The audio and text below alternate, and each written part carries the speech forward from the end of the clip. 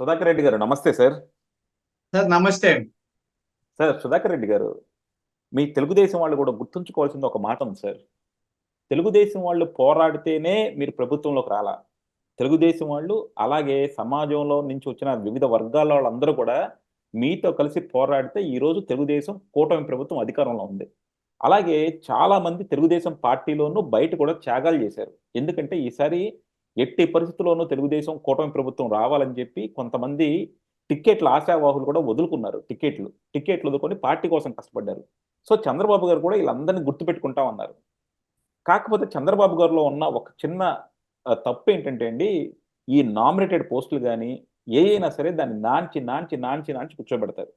ఎప్పుడు కూడా దాన్ని చివరి సంవత్సరంలోనో లేకపోతే లాస్ట్ 2 ఇయర్స్‌లోనో ఇస్తారు. ఫస్ట్ 3 సంవత్సరాలు ఆటిల్ని ఖాళీగా పెడతారు. సో ఈసారి చంద్రబాబు గారు ఏమన్నా మారారు, ఇమ్మీడియేట్‌గా కూడా నామినేటెడ్ పోస్టులన్నీ ఓపెన్ చేస్తారని చెప్పి అందరూ కూడా ఎదురు చూస్తా ఉన్నారు. కానీ ఇప్పటికి కూడా ఆ నామినేటెడ్ పోస్టులు ఓపెన్ చేయలేదు సార్. ఎస్పెషల్లీ జనాలందరూ కూడా క్యూరియాసిటీ ఉందంటే టీటీడీ చైర్మన్ ఎవరికిస్తారు అని. దానికోసం చాలా మంది కూడా ఎదురు చూస్తా ఉన్నారు. సో వీళ్ళందరినీ అంటే ఎప్పుడు సార్ అంటే చంద్రబాబు గారు గతంలో నుంచి కూడా ఏమి నేర్చుకోలేనట్టు చూడాలా? లేకపోతే ఎందుకు వీటిని ఇంకా అసల దృష్టి సారించలేదని చూడాలి అనుకోవాలి వీటి మీద? సరే, మీరు చక్కటి ప్రశ్న వేశారు. నిజంగా ఇప్పుడు అందరికి కూడా దీని మీద అవగాహన కల్పించడం అవసరమండి. చంద్రబాబు నాయుడు గారు ఎప్పుడు కూడా ప్రజాస్వామ్యబద్ధంగా ఉంటారు. స్వార్థపరత్వం కంటే సమాజ హితం కోరి ఆయన పదవులు ఇస్తారండి. నా అనుభవంలో చెప్తున్నాను. ఎందుకంటే నేను గమనిస్తున్నానండి. చాలా మంది పదవులు కోరుకోవడంలో తప్పేం కాదండి. అంటే ప్రతి కార్యకర్త అండి అందరి కృషి వల్లనే ఈరోజు తెలుగుదేశం పార్టీ అధికారంలోకి వచ్చింది. అలాగే అన్ని వర్గాల ప్రజల అండదండలు ఉంటేనే ఇంత భారీ మెజారిటీ సాధించగలిగాం. అయితే అందరికీ పదవులు ఇవ్వగలమా అండి? ఇప్పుడు రాష్ట్ర స్థాయిలో చైర్మన్ కార్పొరేషన్లు లేకపోతే రకరకాలవన్నీ ఒక 100 ఉంటాయి అనుకుందాం. నాకు కూడా కరెక్ట్ గా తెలియదు. 100, 95 ఎంతో ఉంటాయి. జిల్లా స్థాయి పదవులు వేరు ఉంటాయి, మండల స్థాయి పదవులు ఇవన్నీ ఉంటాయి. కానీ దీనికంటే 10-20 రెట్లు ఎక్కువ మంది ఆశించేటప్పుడు ఎలా ఇవ్వాలి చెప్పండి సార్? ఎలా ఇవ్వాలి అంటే అధికారం వస్తానే అందరికి పదవులన్నీ రాసి ఇచ్చేసేది వీలవుతుందా? చంద్రబాబు నాయుడు గారు ఆ ప్రాసెస్ లో ఉన్నారండి. మనం ఏం తప్పు పట్టాల్సిన పనిలేదు. అంటే నేను కొంత అధికార ప్రతినిధిగా కొన్ని విషయాలు చెప్పకూడదు కాబట్టి బయటికి చెప్పను ఎలా ఉంటాయని. ప్రాసెస్ లో ఉందండి. మాకు ఒక ప్రోగ్రామ్స్ కమిటీ ఉంది. లీడర్లు అన్నీ కూడా సర్వేలు చేస్తున్నారు, వివరాలు సేకరిస్తున్నారు. ఇప్పుడు ఒక పదవికి 10 మంది 20 మంది కూడా ఆశిస్తారండి ఒకే పదవిని. వాళ్ళందరిలో కూడా అర్హతలు ఉండొచ్చు. 20 మందికి ఆ పదవి తీసుకునే అర్హత ఉంటుంది. కానీ పదవి ఒకటే. ఏం చేయాలి చెప్పండి? దాన్ని కాచి వడపోచి చాలా ఈక్వేషన్స్ ఉంటాయి. ఆ ఈక్వేషన్స్ లో ప్రాంతాలను చూడాలి, కులాలను చూడాలి, వర్గాలను చూడాలి, పని చేసిన వాళ్ళు చూడాలి, వాళ్ళకున్న పరిజ్ఞత తెలివితేటలు చూడాలి. ఎవరికంటే వాళ్ళకి పదవి ఇచ్చేస్తే దేనికండి? ఆ సంస్థ బాగుపడాలి కదా, ఆ సంస్థకి వాళ్ళు న్యాయం చేయాలి కదా. ఇలా అన్ని కోణాల్లో పరిశీలించే పనులు జరుగుతా ఉంది. తప్పకుండా 1 by 1 నామినేటెడ్ పదవులన్నీ ఇస్తారు. ఇప్పుడు చూడండి, ఈ అవుతానే కలెక్టర్లన్నీ అయితే ఐఏఎస్ఎల్ని, ఐపీఎస్ఎల్ని, మిగతా అధికారుల్ని మార్చడం, అవి చేసుకోవడం, ఇవి చేయడం, ఈ తర్వాత ఈ పనుల మీద ఉంటే ఒకే మనిషి అంటే అందరూ చూస్తున్న అన్నింటినీ పర్యవేక్షించి ఒక్క చంద్రబాబు నాయుడు గారికి ఏమైనా 10 తలకాయలు 100 చేతులు ఉన్నాయా అండి? ఆయనకి ఏమైనా 24 గంటలు కాకుండా ఎక్కువ ఉంటుంది ఆ టైం. ఈ 24 గంటలు మీకు నాకు ఉన్నట్టే ఆయన అన్ని ఆలోచిస్తున్నారు. ఖచ్చితంగా ఈసారి కార్యకర్తలకు న్యాయం చేసే పని జరుగుతూ ఉందండి. 100% 6 నెలల లోపల అన్ని పదవుల్ని భర్తీ చేస్తారు. ఆ భర్తీ చేయడం అంటే కార్యకర్తలకి సహాయం చేసినట్టు ఉండాలి. ప్రభుత్వం అభివృద్ధి పదవులో నడవడానికి అనుగుణంగా కూడా ఉండాలి. మీకు నిన్ననే పవన్ కళ్యాణ్ గారు చెప్పారండి, మీరు వినుంటారు. టిటిడి బోర్డు చైర్మన్ పదవి కోసం పవన్ కళ్యాణ్ గారిని 50 మంది అడిగారంటండి. 50 మంది చెప్పారు ఆయనే. ఎట్లా మా కుటుంబ సభ్యులు అడగలేదు, మనం అందరికీ పదవులు ఇవ్వలేము, నేను ఎవరికి ఎందుకు ఇవ్వలేమో చెప్తామని. అంటే టిటిడి బోర్డు చైర్మన్ పదవికి పవన్ కళ్యాణ్ గారిని 50 మంది అడిగితే చంద్రబాబు నాయుడు గారిని ఎంతమంది అడుగుంటారు, బీజేపీ వాళ్ళు ఎందరిని అడుగుంటారు చెప్పండి. చాలా గ్లామర్ అండి మీరు టిటిడి చైర్మన్ పదవి అంటే. అందులో మెంబర్స్ కూడా ఎంత అంటే మీకు అంటే నవ్వకపోతే మా తిరుపతిలోనే 25 మంది ఉన్నారండి. తిరుపతి నుంచే టిటిడి బోర్డు మెంబర్లు కావాలని. నన్ను చాలా మంది అడుగుతుంటారు, నన్ను కూడా. నేను నవ్వి మొన్న ఎవరు అడిగితే చెప్పాను, నాకు చంద్రబాబు నాయుడు గారు ఈ పదవి ఉంచితే చాలని చెప్పాను. నిజం చెప్తున్నాను. అన్నా నీకే పదవి అని. ఏ పదవి వద్దు, స్పోక్స్ పర్సన్ గా ఇంకొక ఈ 5 ఏళ్ళు కూడా నన్ను తీసేయకుండా కమిటీలు మార్చి స్పోక్స్ పర్సన్ ఉంటే, ఎందుకంటే సమాజంలో ఇది హాయిగా ఉంటదండి. సామాజిక స్పృహ కల్పించవచ్చు, పార్టీకి అనుగుణంగా మాట్లాడచ్చు, గౌరవం ఏడన్నా ఉంటదండి. ఒక పెద్ద పదవి ఉన్నా, ఇలా 10 మంది ఉన్నా, 10 మందికి తెలిసిన ఈ గౌరవం కోసమే కదా రాజకీయాలు. ఇది నేను మాట్లాడేది కూడా మా పార్టీకి ఉపయోగపడేదే కదా.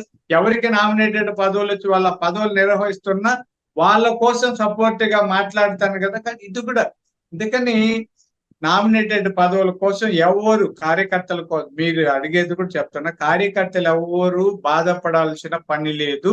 చంద్రబాబు నాయుడు గారు అందరినీ సమిష్టి అభిప్రాయాలు తీసుకొని అక్కడున్న ఎమ్మెల్యేలు, మండల కమిటీ అధ్యక్షులు, లేదా పరిశీలకులు, మా పార్టీలో ప్రోగ్రామ్స్ కమిటీ వాళ్ళు, వివిధ కోణాల్లో మళ్ళీ సర్వేలు, ఇవన్నీ చేసి అందరికీ న్యాయం చేస్తారు. ఎవరు బాధపడాల్సిన పని లేదు. ఇవన్నీ చేసేటప్పటికి ఒక 2 ఏళ్లలో మళ్ళీ స్థానిక సంస్థల ఎన్నికలు వస్తాయి. ఆ స్థానిక సంస్థల ఎన్నికల్లో సర్పంచ్ నుంచి సర్పంచులు, ఎంపీటీసీలు, జడ్పీటీసీలు, జిల్లా పరిషత్తులు, ఆ తర్వాత ఇవన్నీ కూడా జరుగుతూ ఉంటాయండి. ఒకే రోజు అందరికి ఇవ్వలేం, కానీ అందరికీ న్యాయం చేస్తారండి. కానీ ఒకటి సార్, అంటే పవన్ కళ్యాణ్ గారు మా కుటుంబ సభ్యులు ఎవరు అడగలేదని చెప్పి తెలివిగా చెప్పారు. కానీ మనకి బయట వినిపిస్తున్న టాక్ ఏంటంటే, నాగబాబు గారికి, త్రిబుల్ ఆర్‌కి, రఘురామకృష్ణరాజు గారికి మధ్య బాగా పోటీగా ఉంది. ఇద్దరు కూడా టీటీడీ చైర్మన్ కోసం చూస్తున్నారు. ఎందుకంటే రఘురామకృష్ణరాజు గారికి ఆయన చాలా సార్లు కూడా అసంతృప్తి గలం వినిపిస్తా ఉన్నారు. ఆయనకి ఇవ్వాల్సినంత గౌరవం ఇవ్వలేదు అని. అలాగే నాగబాబు గారు కూడా ఆయన ఎంపీ టికెట్‌ని త్యాగం చేశారు కాబట్టి ఆయనకప్పుడు టీటీడీ ప్రామిస్ చేశారని కూడా ఒకటి అన్నారనమాట. సో వీళ్ళిద్దరి మధ్య గట్టి పోటీ ఉంది. వీళ్ళిద్దరిలో ఎవరో తేల్చుకోలేకే దాన్ని డిలే చేస్తున్నారు అంటున్నారు సార్. లేదండి, ఇదన్నీ అబద్ధాలు, ఊహాజనిత ఎందుకంటే నాకు నాగబాబుతో పరిచయం లేదు, కానీ నాగబాబు గారితో పెద్ద ఆయన నేను ఏదో ముఖాముఖి కూడా చూడలేదు. ఎప్పుడు సినిమాల్లో చూశాను అంతేగాని మేమిద్దరు ముఖాముఖి కూడా కానీ రఘురామకృష్ణరాజు గారితో నాకు చాలా అనుబంధం ఉంది. అన్నదమ్ముల్లాగా అనుకోండి. నాకు ఆయన మనసు తెలుసు, అంతరంగం తెలుసు, ఆయన ఆశలు తెలుసు, కోరికలు తెలుసు. మొన్న కూడా మాట్లాడాను సరదాగా. ఆయన భీమవరంలో వాళ్ళ ఇంటి ముందు నుంచి మా అబ్బాయి వెళ్తున్నాడు, భీమవరంలో ప్రోగ్రామ్కి వెళ్ళిన హర్ష పోతూ నాకు ఫోన్ చేశాను, అన్న రాజు గారు ఉన్నట్టుంది, మధ్యాహ్నం పోయి కలవచ్చు, ఉంటారేమో అడుగంటే ఆయన లేదు హైదరాబాద్ వెళ్తాను చెప్పి మొన్న కూడా మాట్లాడు కదా, 3-4 రోజుల క్రితం కూడా. ఇంత మీరు అన్నట్టు ఆడేదో కాంపిటీషన్ ఏం లేదండి. వీళ్ళిద్దరే కాదండి, మా తిరుపతిలో 2-3 అడుగుతున్నారండి చైర్మన్ పదవులు. మా చిత్తూరు జిల్లాలోనే ఒక 5-6 మంది టిటిడి బోర్డు చైర్మన్లు కావాలని అంటున్నారు. మా చిత్తూరు జిల్లా అండి, సొంత జిల్లా, చంద్రబాబు నాయుడు గారి సొంత జిల్లాలో 5-6 ఉన్నారు. వాళ్ళిద్దరే కాదు, ఇంకా చాలా మంది పేర్లు చెప్తున్నారు. అయితే ఎవరికి ఇవ్వాలన్నది మీకు చెప్తాను. ఇక్కడ అంటే వర్గాలు, కులాలు మీకు అప్పుడే చెప్పి ఇవన్నీ చూడాలని. అందరూ ఒకే వర్గం వాళ్ళను, ఒకే కులం వాళ్ళను TTD board chairman, MLA TUDA chairman, university vice chancellor, DSP, ఎస్పీలు చేయలేం కదా. ఈ రోజు చూడండి, ఎవరైనా తిరుపతిలో మొత్తం ఇంతకు ముందు జగన్మోహన్ రెడ్డి గారి ప్రభుత్వంలో అందరూ రెడ్లకే పదవులు ఉండేటువంటి, ఈ రోజు ఎవరు లేరండి. కానీ అట్లనే కమ్మోళ్ళు ఎవరు లేరండి. మళ్ళీ అట్లైనా విమర్శలు.